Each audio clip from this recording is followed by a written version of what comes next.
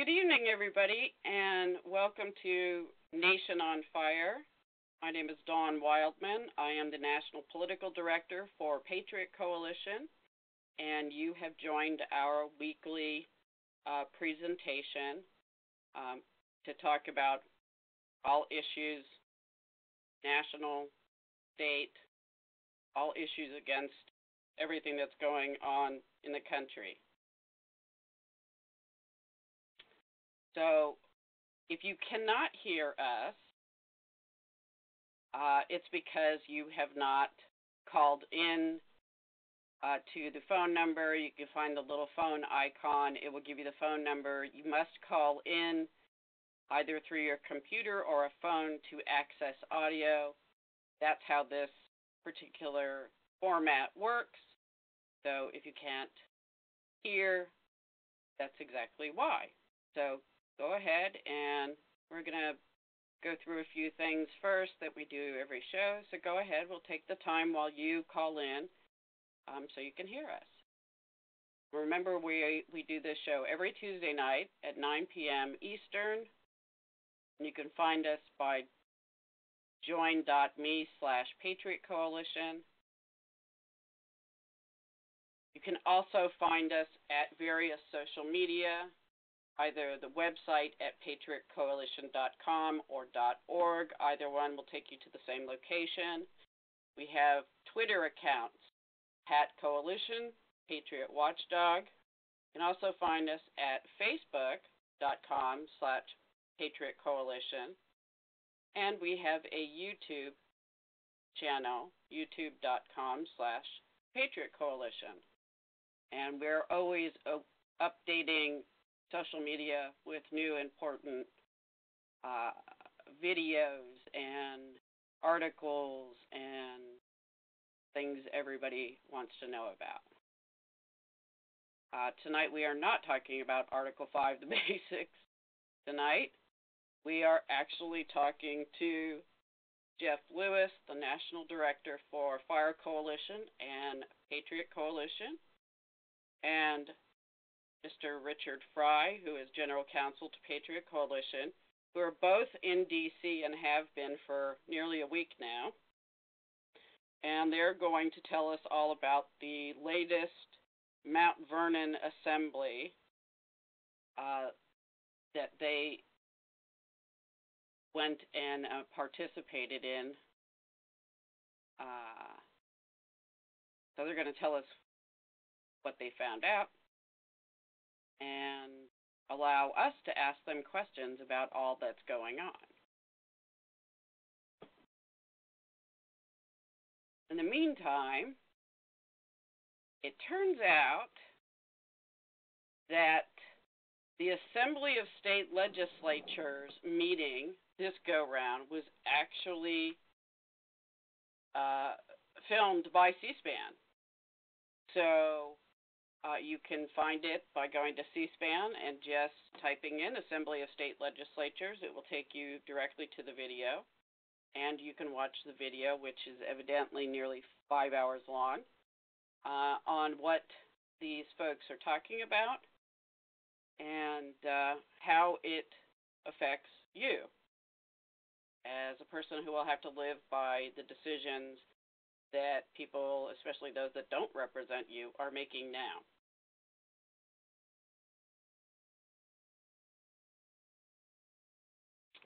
So, Jeff, are you back with us yet? I never leave you. Oh, okay. I'm getting Richard.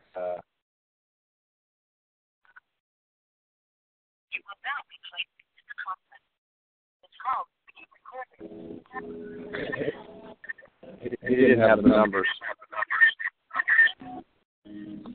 We can't. Now I can hear the music.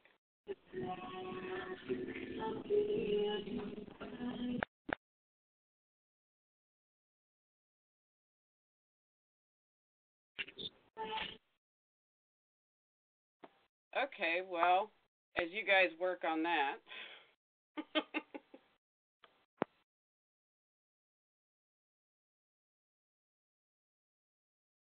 hopefully we'll get the audio picked up pretty quickly here.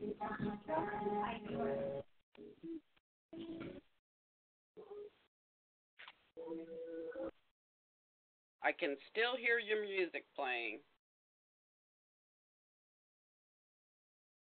Ah, now I can't.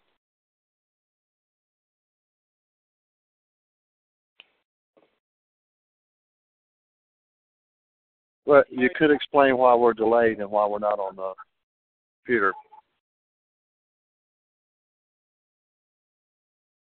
They are delayed and they are not on the computer because they are in D.C. and a very kind and gentle patriot woman who hosted them actually took them out to dinner this evening since they are leaving tomorrow.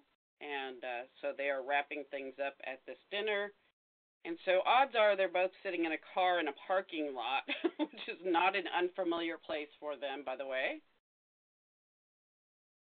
And so we're having to do this sort of by Bluetooth and apps on phones and for the first time in a long time, Jeff without his computer.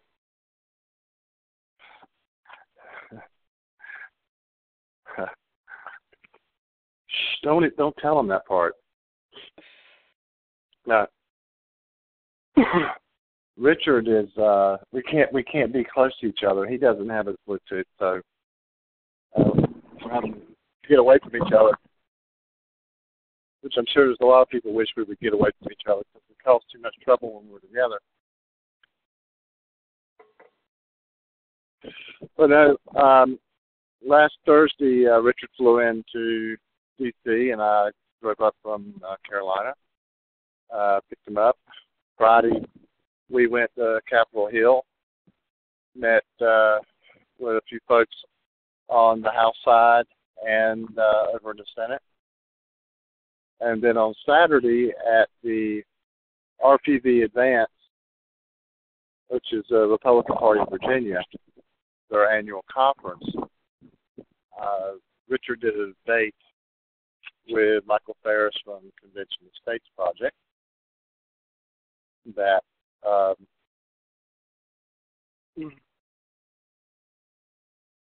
well, I'll just put it this way.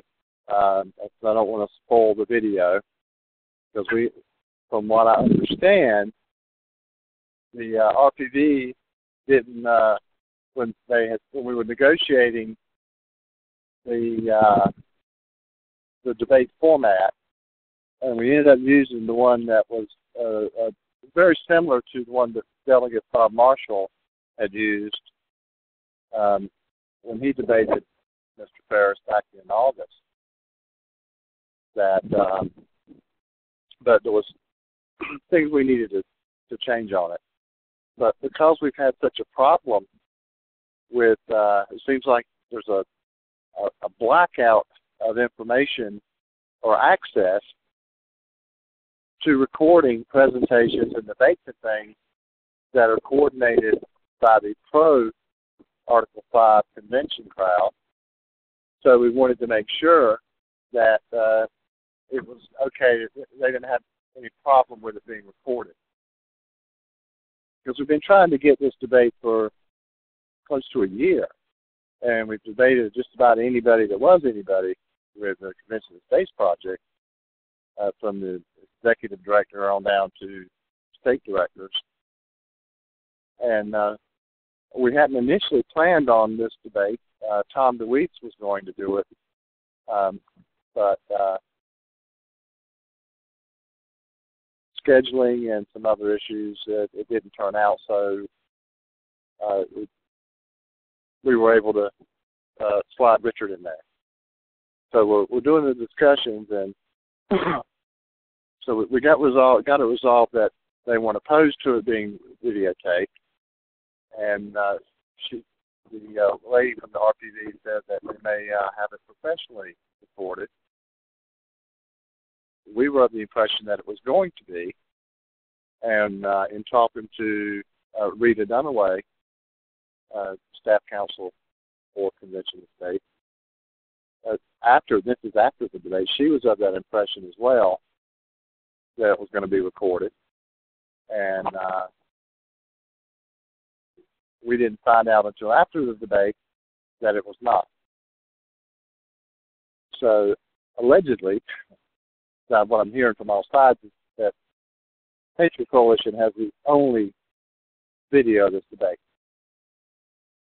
Now that was Saturday and it's Tuesday, and you say, well, why isn't it up online yet? Because we didn't come up here just to do that event on Saturday.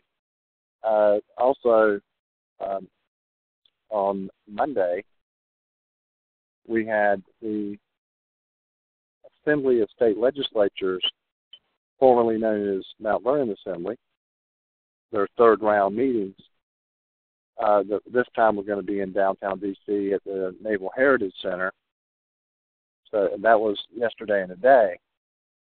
Now, they got a lot of grief last December 7th, when they held it at the Convention Center, Conference Center outside of Mount Vernon, because of the lack of transparency.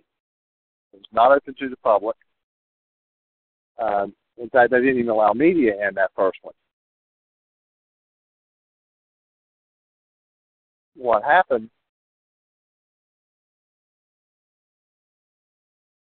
after that, they went to Indianapolis, Senator Long's, I don't want to do this justice to his title because I can't remember exactly what it was, but I want to say it was maybe his communications director or his right-hand man there in the Senate, because he's the Senate Majority Leader, was the go-to guy for media information and media packets, and to gain access, press access to the event, because that was not open to the public either. Although, if you watch I'll get to that in a minute.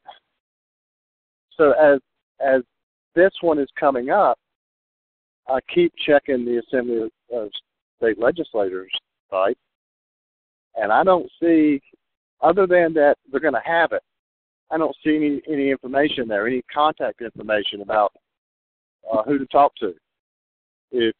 Nothing about media. And certainly nothing that says that they plan on actually broadcasting it this time, or that C-SPAN was going to cover it.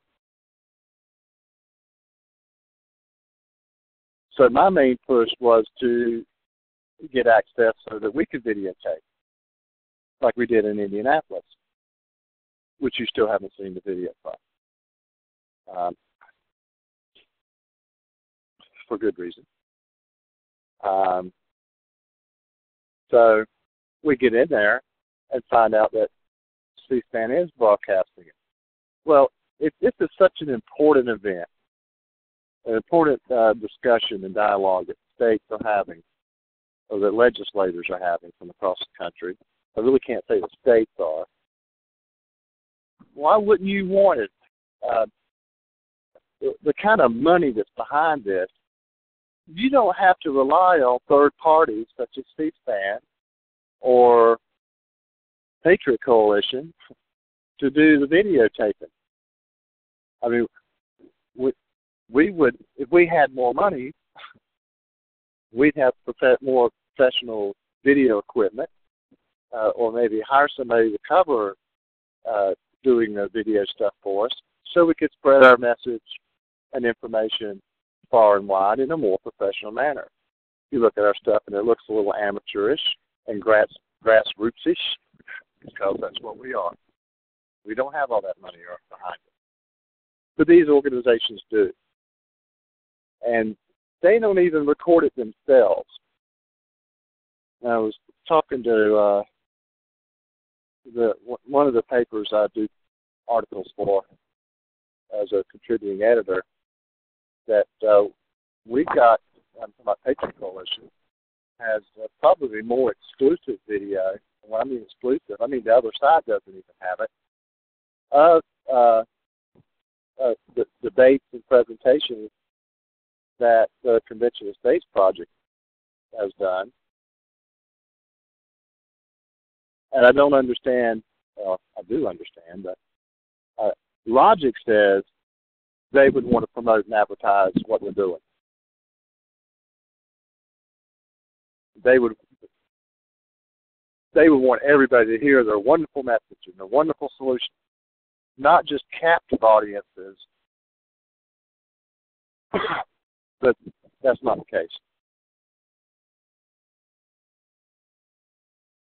So last night, because we had another event last night, we did a forum in Falls Church. That was a dinner and a forum with 6 awesome speakers.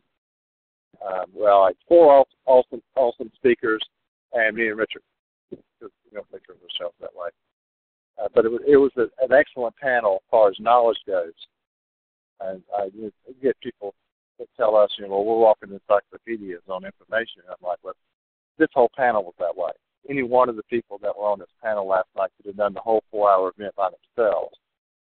But we had 6 people, me, Counselor Fry, Dr. Edwin Vieira, Mr. Robert Broadus came down from Maryland, Mr. Peter Boyce came down from New Jersey, Mitchell Shaw came from Southern Virginia up,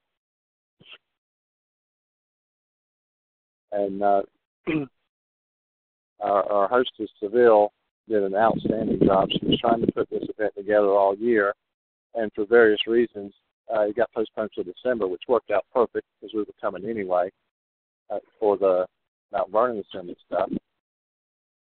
So we did that event last night, and we've been go, gadget, go for the past week, and we're needed a break today. I felt like the McDonald's commercial. So today, we canceled some of the things we were going to do today so we could get caught up on our rest, and went to get something to eat, a decent meal, which is why we got delayed in doing the show tonight. And that's why you haven't seen the video from the debate yet. Dawn, were you able to find the link to C-SPAN, the C-SPAN coverage? It's up on the screen now. Excellent. Send me a link to that so I don't have to dig it up. Because I got probably a good 4 hours of it myself, but I had one camera, they had 3. So whereas I've got the back of the heads of the legislators that were standing up to say their piece, and so they got the faces. Did they just record one day of it? I thought this thing was a 2-day event. It was today, yesterday, and today. Did C-SPAN just record one day of it? Well, it takes a little bit of even for an organization like C-SPAN to post-production, or editing, and then get it in the hands of the web people to get it up online and get it linked and get the search stuff put in there for it. So what they did today, and today's events were from, I think, like 8 to 1, whereas they had it on the schedule initially. I want to say it was like from 9 to 2 or 9:30 to 2:30, but they backed it up to 8 to 1. That'll probably be it. We didn't go to that because they recorded yesterday. I didn't have to record it. I learned what I needed to learn yesterday, and what else I needed to learn I expect to glean from video of today's events, which I expect to be on there tomorrow. So we'll see. So what did you get out of all of this? Well, it made for good theater. Having been to a couple of these now, I didn't go to the very first one because they had advertised that it wasn't going to be open to the public, and you weren't even going to be allowed hardly anywhere near the building. And I said, well, I'm not going to drive up there to stand out in the street with a sign as they drive by, saying, "Don't do it, don't do it." That I want to engage in those people. So, but having been to 2 out of 3, you plan an event, and this anybody that's been involved with a political party that's having conferences or conventions, you've got a group of people that are pulling most of the strings, that are doing all the planning and the leadership, making most of the decisions.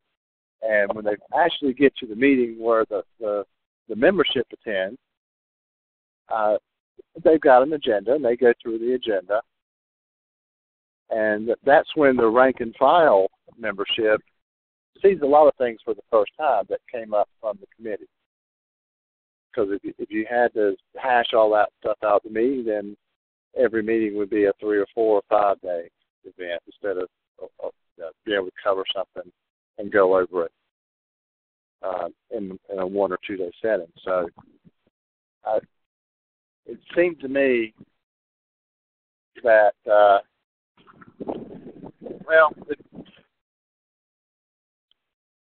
trying to be nice, there are a lot of legislators, just like a lot of the citizenry, that are deeply concerned with the direction our country's going. And the legislators that are involved with the Assembly of State Legislatures, not all of them are,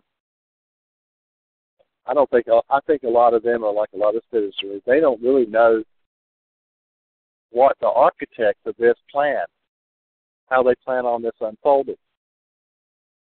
So it seemed like it was like watching a play where some of the people in the play knew what was coming up next, and they cued people, it's time for so and so to stand up and say this, or somebody else to inject this.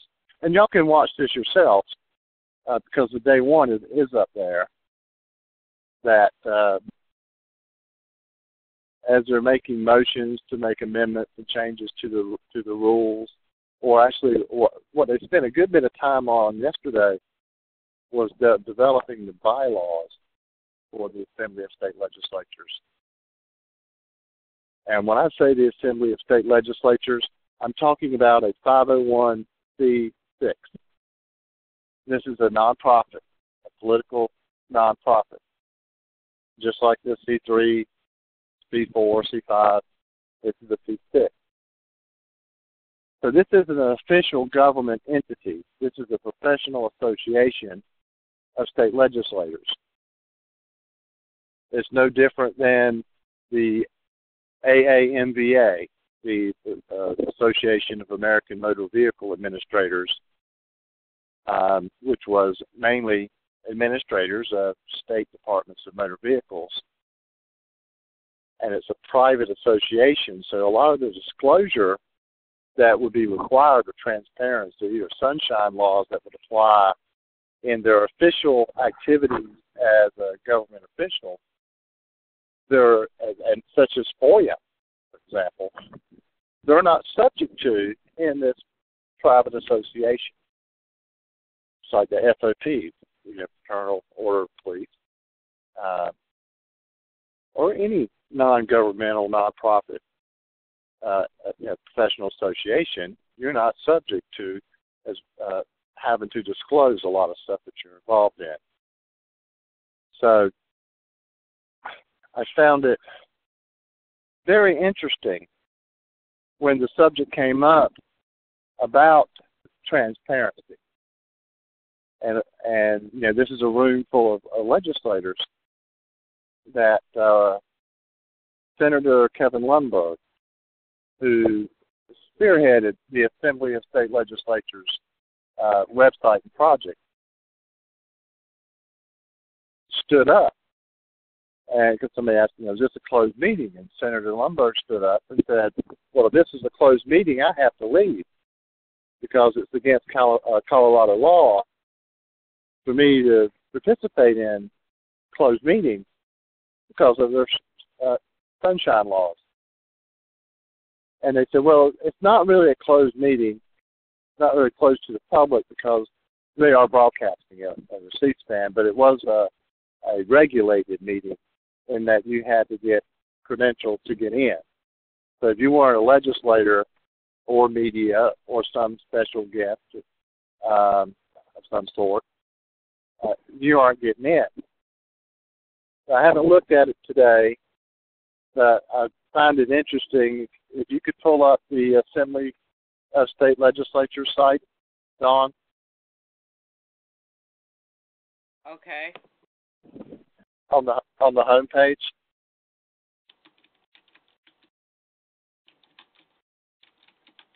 Is it .org or .? Yeah, I believe so. The Assembly of State Legislatures.org.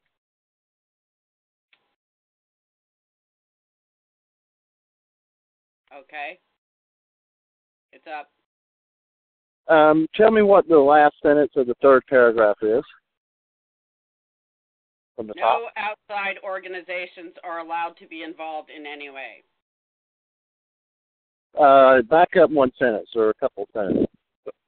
Last paragraph says, as the Constitution gives the power of the state option under Article 5 to the state legislatures, we maintain a strict rule of participation to currently serving state legislators.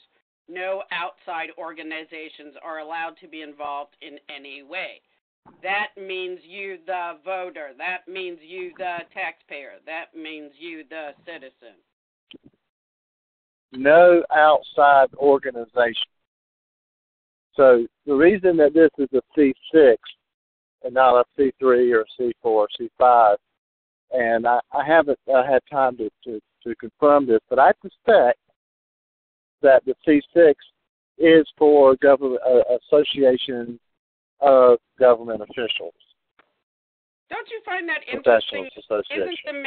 Isn't always the major going on and on with pro Article 5 people is the inherent lack of transparency and trust we have in all the machinations, the backroom deals, all the dirty, dark stuff that goes on. And the whole reason we should do an Article 5 is that we need to amend that, and we're going to do that with a group of people who are starting off by being part of that deep, dark, no transparency. Seems rather ironic. And not doing it in their official capacity, but as a professional association off to the side, which shields them from the FOIA information that you would be able to do in their official capacity through their state or federal or local.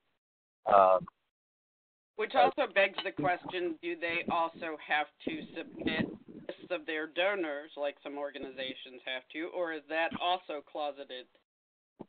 They do. It is closeted because it's a non-governmental entity and it's a non-profit. Well, let me. It's not. The donations are not tax deductible. Jeff, let me make a quick point on that. Okay, please do. What they're trying to do, and what they keep stressing, is they want the legislators to appoint a legislator to formally represent the legislature in that organization. So, they kind of want it both ways. They want them to be acting informally and formally, but let me tell you, if they're being appointed by the legislature, these delegates, to act in their formal capacity with this organization, they're playing a game. Well, not to mention, does anybody know that's voting for for any of these state legislators that, along with that, may or may not be their participation in some ad hoc committee that's secretive? Seriously? Well, that was one of the things that concerned me. Thanks for explaining that, Richard. If you look at the bylaws that they're proposing and we're discussing, I don't know if they voted on them today, but when you get it, the legislators are not the members of the organization. If their states approve of this association, the state is the member, not the legislators. So as you read that, they define the member states as members of the Assembly of State Legislatures, Inc. And they do that right in Article 1, Section 1 of the bylaws. But in Article 1, Section 2, it refers to member states. And it refers to member states and then members as it filters on down through the bylaws. So let me finish the point. The point is, as you're reading through these bylaws, you have to pay attention to the definitions of the terms, and they define the terms up front. But as you filter on down through it, it's members and member states, and you forget that they're talking about. It's like they're really muddying the waters in the rules that they're putting together to propose for they're branding this a convention of states, and that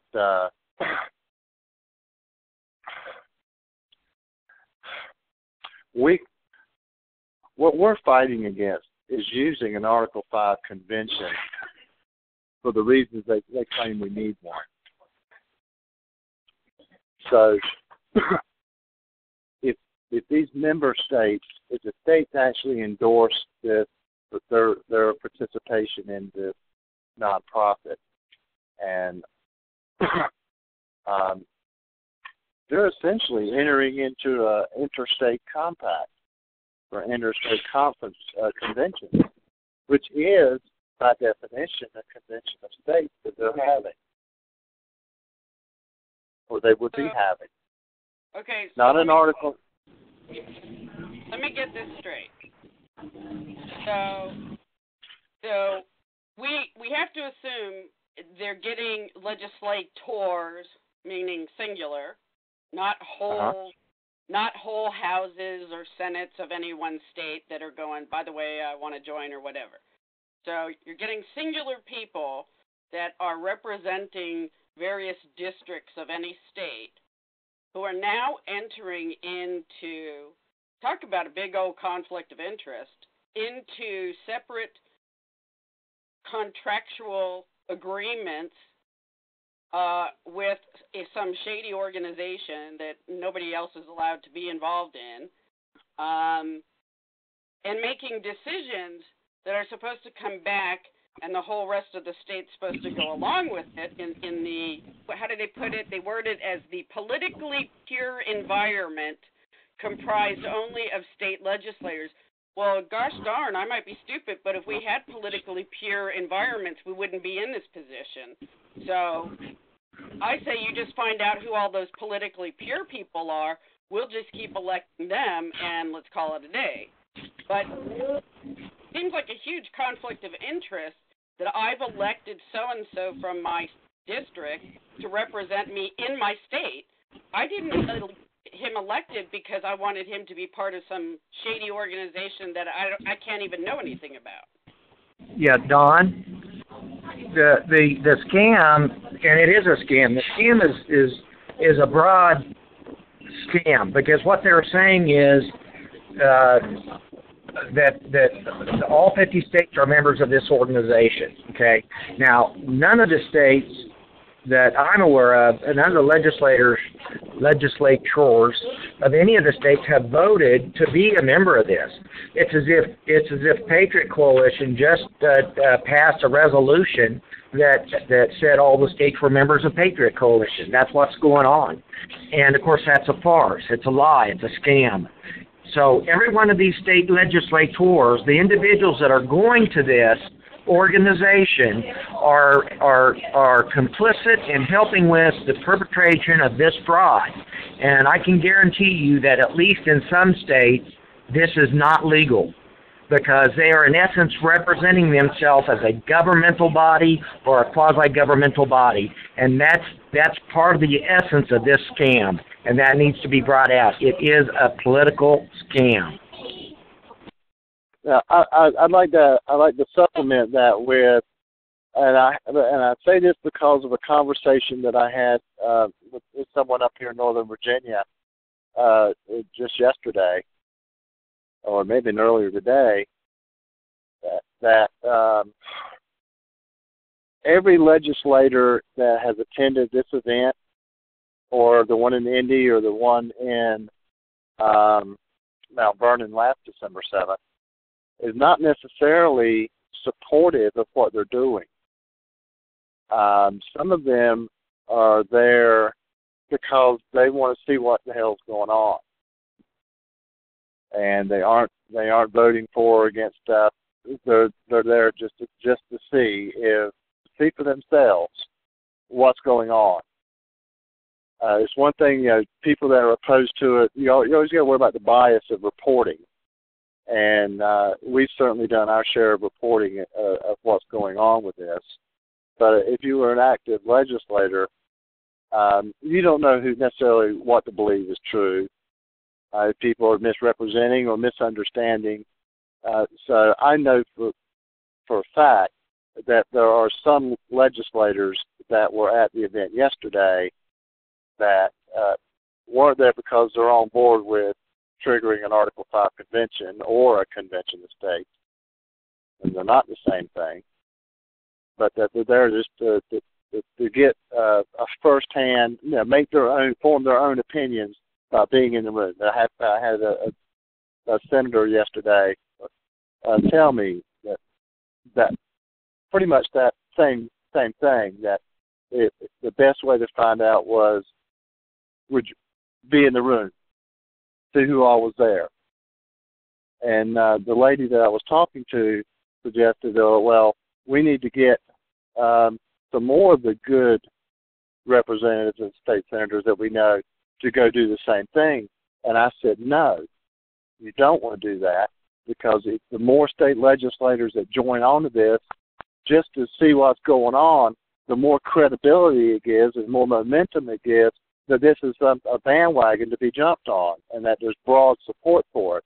I said, so if you're from a state that's not actively engaged in this, I wouldn't encourage you to send all your state reps and senators to it just to find out. You don't need but one to But so here's what I want to know. Come back and report. This is just maybe a really sticky point for me, but so because I feel like this is the ultimate Amway sales job, right? They're calling themselves the Assembly of State Legislatures. So one is to believe then that these are whole legislatures versus legislators in the singular that are involved. Thank you, Paul. Thank you. Pause for a second. That was something I was wanting to bring up, because that was brought up yesterday morning, and someone said, if you go back and look at our National Fire archive, where the name of the show, in fact, it may be tonight. I can't tell. I said the Assembly of State Legislators because that's what this is. It's not an Assembly of State Legislatures. And when that topic was brought up yesterday morning, Senator Lundberg, Kevin Lundberg from Colorado, stood up and clarified that this is not an Assembly of State Legislators. It's the Assembly of State Legislatures. And it seemed to me that was part of the choreographed, scripted part of the show, the public show, was that they were trying to cement the public perception that this was something that the legislatures were doing, that the actual state governments were doing, and that it was official state government activity going on here. Okay. And this is a nonprofit. In keeping in line with that, then, so between the first Mount Vernon assembly that happened a year ago and this that just happened. There has actually been an election. So we have had people who have been reelected, one has to assume just statistically, who are legislators in their states, that I have yet to hear anybody say, oh, by the way, on the campaign trail, my guy kept talking about what a great thing it was to be a part of this Assembly of State Legislatures. Right. And before we run out of time, I want to get back to a point that the reason I had you pull up the page so people could see it, the Assembly of State Legislature's homepage. And no outside entities, were going to be involved in any way or something like that. As many of you recall, Richard and I were in Arizona last month to do a briefing in the Arizona Senate public debate in the Arizona House with Nick Dronius from Compact for America. Well, you know how you've gone to conventions and conferences, and they've got the main event, but they also have breakout sessions. When Richard and I arrived yesterday morning, they've got their usual, you see this everywhere in these kinds of events. They've got their food and their beverages, and they've got the press area, and they've got their schedule and itinerary. But there were breakout sessions, if you will, or people who had rented. I don't know if they rented the space themselves, these nonprofits, or if the Assembly of State Legislatures covered it. I don't know, but I do know this.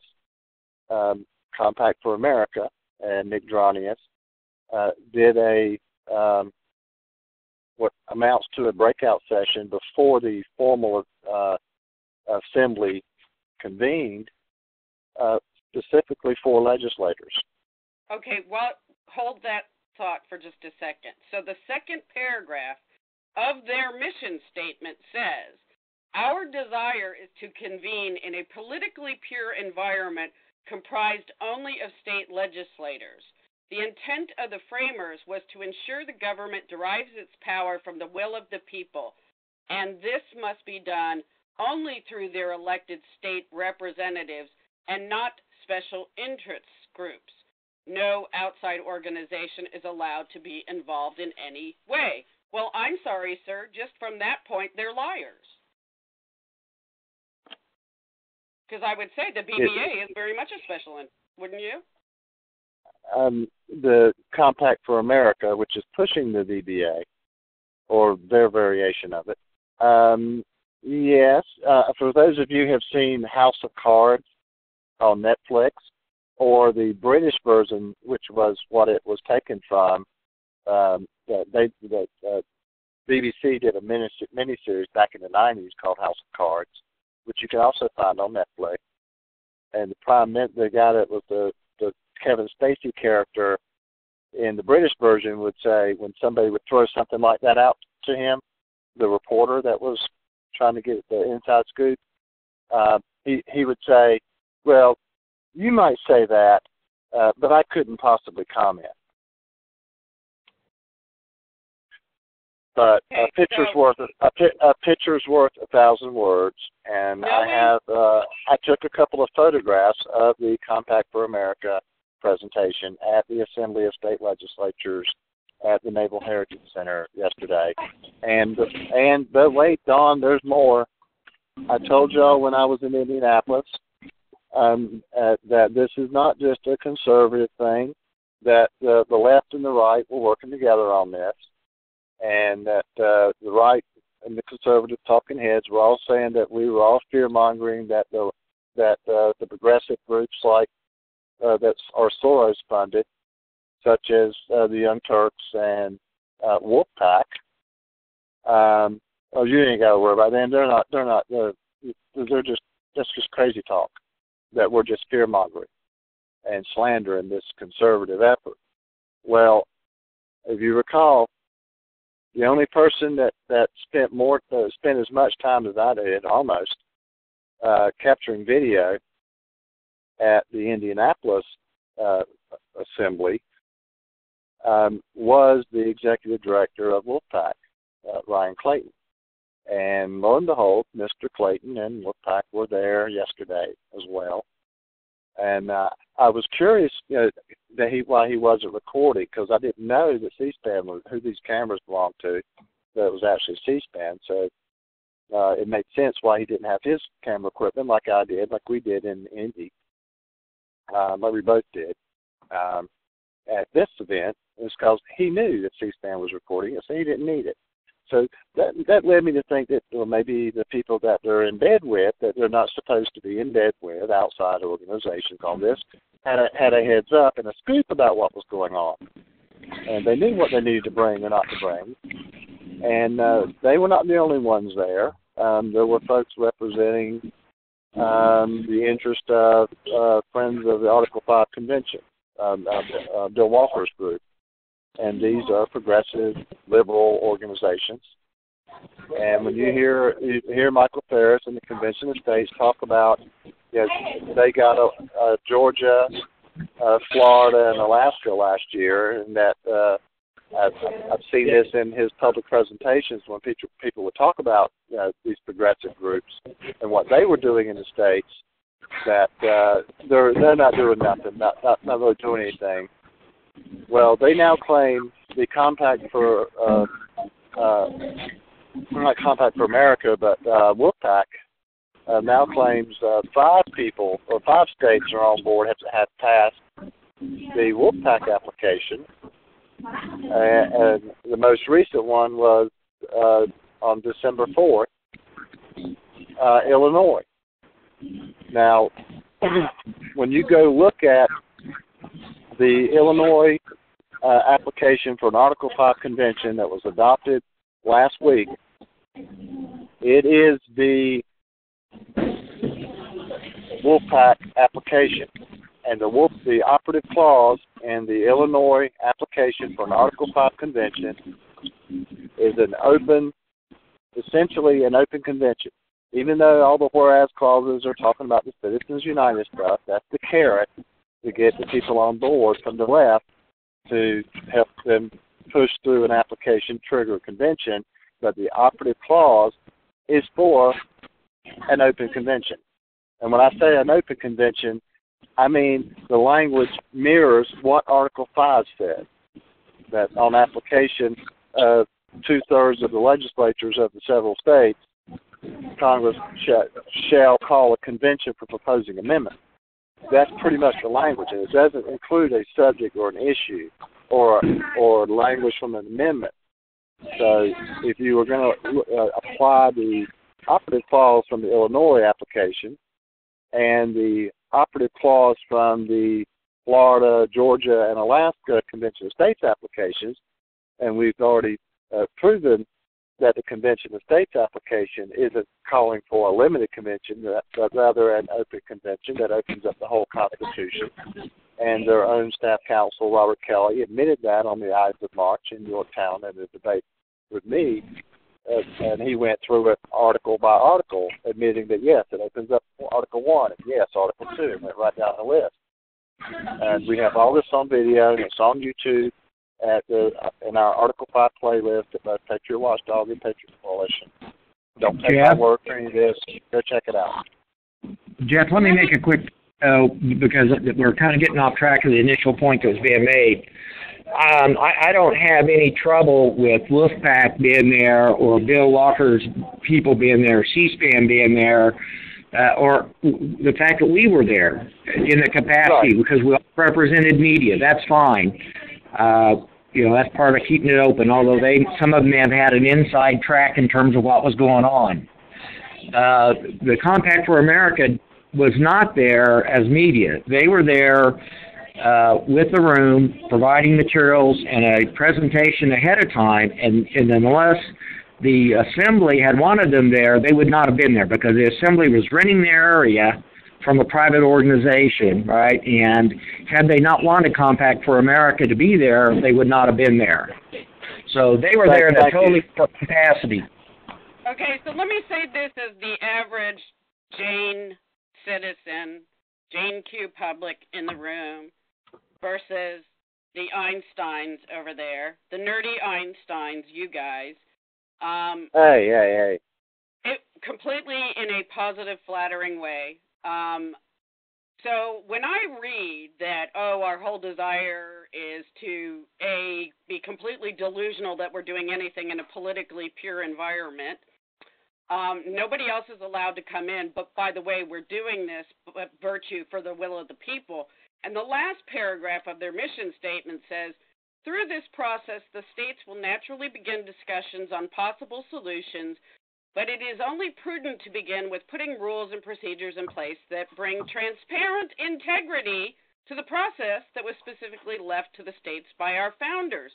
What transparent integrity? You just got done telling me nobody's allowed to be a part of this, and obviously there are other people allowed because you brag about your association with Wolfpack. You've let other groups now join in. You were using the carrots of other organizations to bring more people in.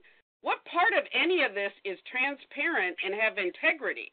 I just don't get this. I'm not a stupid person, and unlike what Gruber thinks of all of us, who, by the way, I'm sure this is why C-SPAN was so busy because he testified today, Americans aren't stupid. So if you say... Dawn, I highly encourage people to go watch that because watch the C-SPAN coverage from yesterday, because you will hear considerable discussion about them following the ALEC and NCSL models. And if you understand how ALEC and NCSL work, how we were just explaining about this Assembly of State Legislatures, Inc. nonprofit entity, the more I hear come out of their mouths as they're developing in the bylaws and all for this organization, the more it looks like it mirrors the model that ALEC and NCSL use, where special interest and corporate cronyism, the Billionaires Boys Club, are funneling their agendas and their model legislation through these professional associations to the state houses. It's the same thing.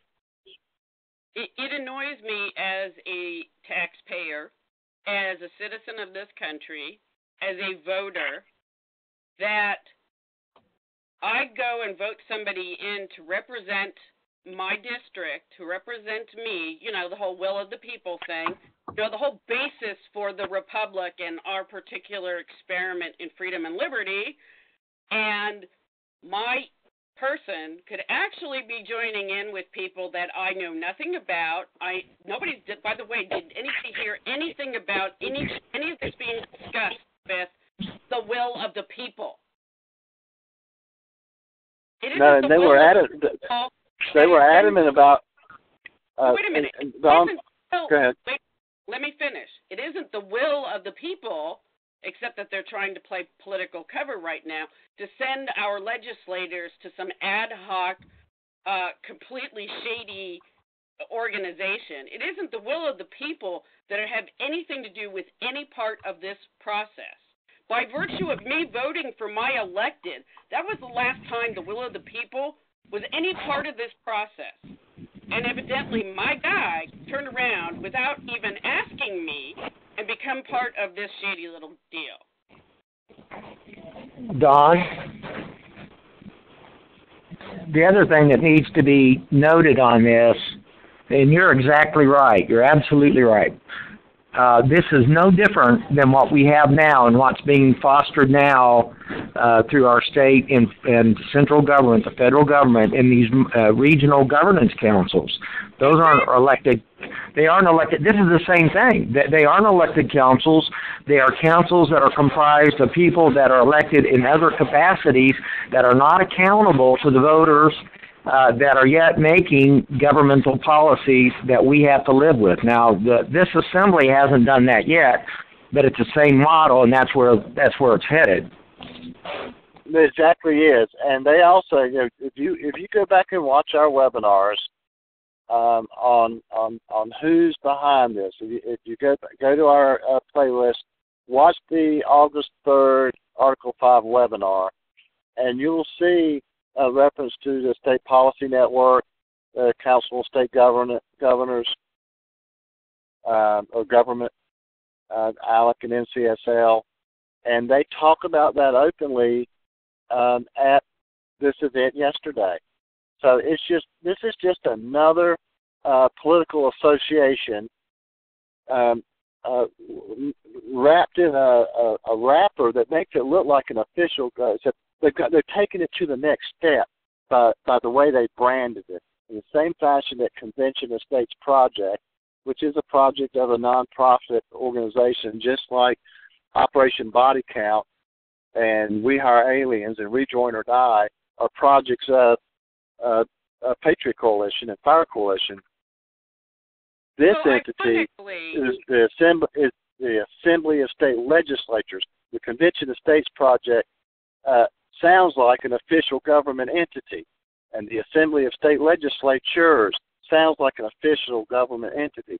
So in the eyes of public perception, it seems like something official that's going on, but it's really just another nonprofit association, like Richard just explains, further removed from the people. And here's my example. So you got this guy, Dr. Oz, is on TV, and every time he gets on his show, he says, oh, if people are out there pushing supplements that have my name on it, it's not me. However, he's been pushing the supplements and says, if you take this ginkgo biloba, or if you do this or you do that. And he gets called in front of Congress for doing this because you are a person who should know better that you are actually leaving people to believe, this is the old marketing stuff, where FDA comes in and says you can't say it can cure stuff when it can't. Well, isn't that exactly what this is? It's not the Assembly of State Legislatures. Talk about a big old disappointment people have got to be in. Right.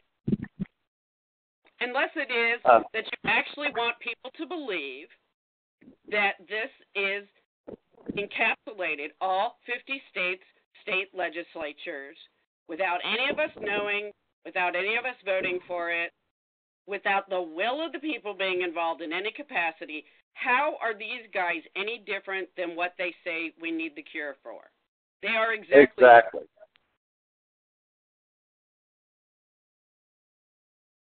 It's just that's exactly right. To me, the bait and switch that goes on, and this self-righteous fight of these people when you are doing exactly what you claim we all need to be rescued from.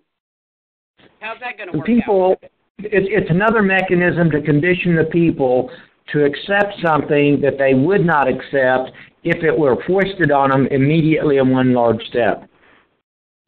They're getting us to take a little dose of poison at a time. Well, I think they're giving a lot of Americans, exactly what they're looking for, which is the excuse to not be involved any more than they were prior to a few years ago. Because, listen, if we gave up our responsibility before, and we all, especially activists, we've all said, when people say, well, where were you when this was happening? Where were you when that was happening? Well, I was writing letters to my senator. I was emailing my congressman. I was doing all the things we normally thought got the attention of our representatives. And, that was probably it. And voting. Yeah. This is another one of those, well, let us take control of the process for you because you're either too busy, too tired, too stupid, whatever. And so we're going to do it for you. And trust that it will be so awesome when we're done. It will look just like a communist nation here. I have to ask you a scary question. What? I can't remember hearing it. Did you hit the record button? Yes, I did. Oh, God bless you. Well, it's 10 o'clock, and we need to where we're at because, like I said, we're deep in the trenches. We're getting ready to get run out of where we are. Okay. And, well, your merry little way. We will talk to you next week. We will get out to everybody what next week's show will be about. You guys, Godspeed on your travels. I will close us out. and the world will be a better place again. All right, and if you send me that link, I will send you that link to the C-SPAN thing, I will. Well, can't you still answer questions? Oh yeah, we can still answer questions. We just gotta. But we usually do that after the formal recording anyway. So it's only the formal show's only an hour long, so they got 2 or 3 hours worth of stuff. So